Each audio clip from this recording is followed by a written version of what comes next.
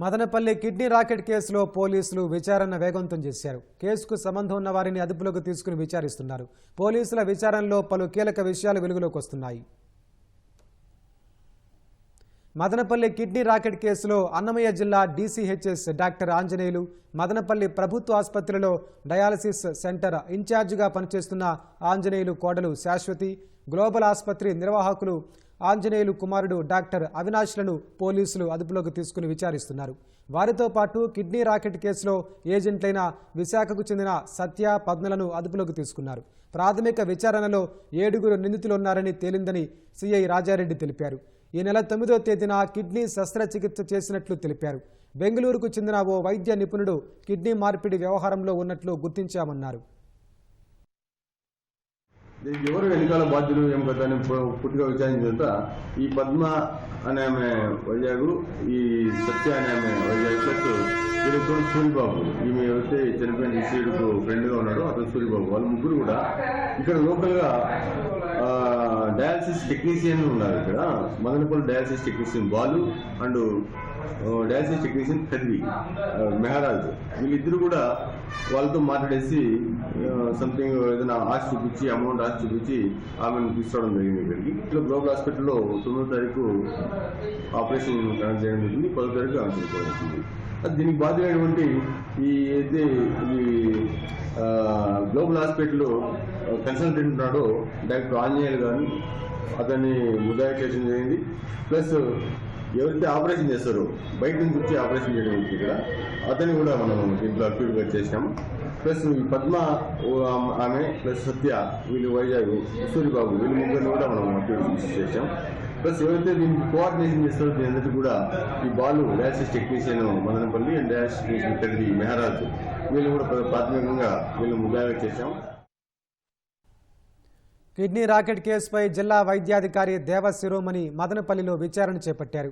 వైద్య శాఖ నిబంధనలకు విరుద్ధంగా అన్నమయ్య జిల్లా మదనపల్లిలో కిడ్నీ శస్త్రచికిత్సలు చేసిన గ్లోబల్ ఆసుపత్రిని తాత్కాలికంగా మూసివేశామని ఆమె తెలిపారు.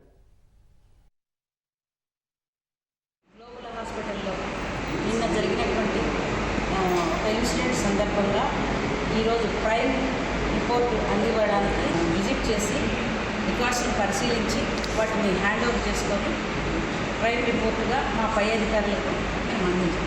హాస్పిటల్ యొక్క రిజిస్ట్రేషన్ ఎంతవరకు, డాక్టర్స్ ఏమేమి సర్వీసెస్ ఉన్నాయి, అలాగే ఈ సర్వీసెస్ ఏమేమి అందిస్తున్నారు, థియేటర్లు, తర్వాత హాస్పిటల్లో ఉన్నటువంటి విభాగాలని పరిశీలించి ఆ రికార్డ్స్ను స్వాధీనం చేసుకొని పై అధికారులకు తెలియజేస్తాం. పోలీస్ డిపార్ట్మెంట్ వారు కూడా ఇన్వాల్వ్ అయ్యారు కాబట్టి ఇన్వెస్టిగేషన్స్ అనేవి జరుగుతున్నాయి. అందువల్ల తాత్కాలికంగా ఇది క్లోజ్ చేస్తాం. ఇంకా ఇన్వెస్టిగేషన్ అనేది ఉంది కాబట్టి పదే మేము రావాల్సి ఉంటుంది ఇక్కడికి, అందువల్ల తాత్కాలికంగానే ఇది క్లోజ్ చేయాలి. బాధితురాలు యమున మృతి చెందిన విషయం తెలుసుకున్న ఆమె తల్లి, బంధువులు మదనపల్లికి చేరుకున్నారు. తమ అమ్మాయిని మోసం చేసి చంపేసిన వారిని అరెస్టు చేసి తమకు న్యాయం చేయాలని పోలీసులకు విజ్ఞప్తి చేశారు. అంటే ఏ హాస్పిటల్లో చనిపోయింది, ఎలా చనిపోయింది, అసలు ఏంటి విషయం అంటే కిడ్నీ మార్పిడి చేసామండి, ఫిట్స్ వచ్చి చనిపోయింది అమ్మాయికి అన్నారు.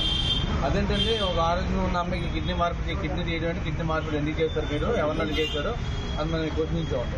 ఒక పేద కుటుంబం నుంచి వచ్చిన అమ్మాయి డబ్బులు ఆశతోటి పిక్నిక్ అని తీసుకెళ్ళి ఇలా చేయడం కరెక్ట్ కాదు.